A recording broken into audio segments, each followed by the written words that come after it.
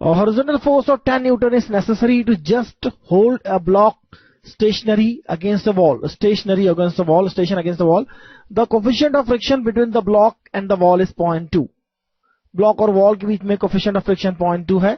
The weight of the block is, weight downward act होगा. यहां पर देखिए फिर से डायग्राम बनाते हैं हम. वेट mg डाउनवर्ड एक्ट होगा. अगर यह 10 न्यूटन देखा जाए तो नॉर्मल फोर्स होगा और फ्रिक्शन फोर्स अपवर्ड्स एक्ट होगा. जस्ट की बात कर रहे हैं तो फ्रिक्शन फोर्स होगा लिमिटिंग फ्रिक्शन, क्योंकि जस्ट अगर होल्ड कर रहा है ये 10 न्यूटन के करंट, तो फ्रिक्शनल फोर्स जो होगा वो लिमिटिंग फ्रिक्शन होगा.